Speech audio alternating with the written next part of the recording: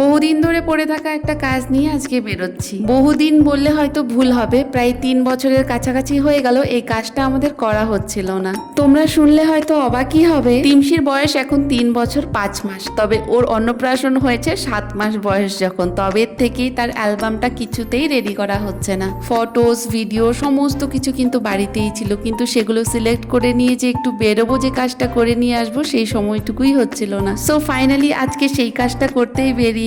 আর কাল রাতেই কিন্তু সমস্ত ছবি সিলেক্ট করে রেখেছিলাম, সেই মতোই কিন্তু তিনজনে রেডি হয়ে নিয়ে আজকে চলে এসেছি স্টুডিওতে। এই সমস্ত কিছু এখন দেব, অ্যালবাম রেডি করতে দেব। আর এই দেখো ছোট বাচ্চাটাকে, বাইরে এলেই সেজন্য একটু বেশি শান্ত হয়ে যায়, কি সুন্দর চুপটি করে বসে আছে দেখো। তবে একটা কথা কি জানো, তিমশি কিন্তু তার অন্নপ্রাশনের এই ছবিগুলো আজকে প্রথমবার দেখেছে, তবুও স্টুডিওতে এসে, মানে বাড়িতেও ওকে কোনোদিনও দেখানো হয়নি। আর বাড়িতেই যেহেতু সমস্ত ছবিগুলো সিলেক্ট করা ছিল, তাই এখানে এসে কিন্তু বেশি সময় লাগেনি। এখানে কাজকর্ম সেরে আমরা চলে গেছিলাম ফাস্ট ফুডের দোকানে, সেখান থেকে কিছু খাবার নেব, সেটা নিয়ে এখন যাব ওই বাড়িতে, মানে মায়ের কাছে। আর এখানে তিমশিকে দেখো, আমাকে দূর থেকে চিৎকার করে বলছে ওর জন্য যেন আমি চিকেন পকোড়া নেই। চিকেন পকোড়া খেতে কিন্তু সে ভীষণ ভালোবাসে। খাবার দাবার নিয়েই আমরা চলে এসেছিলাম কসমেটিক্সের দোকানে। এখান থেকে কি নেব জানো, তিমশির জন্য কিছু চুড়ি নেব। ও না দুদিন ধরেই বলছিল যে ওর চুড়ি নেবে, চুড়ি পরতে ইচ্ছা করছে, সেই জন্যই আর কি। তবে এই চুড়িগুলো নেওয়ার পেছনে কিন্তু একটা কারণ আছে, সেটা তোমাদের সাথে আমি পরে শেয়ার করব।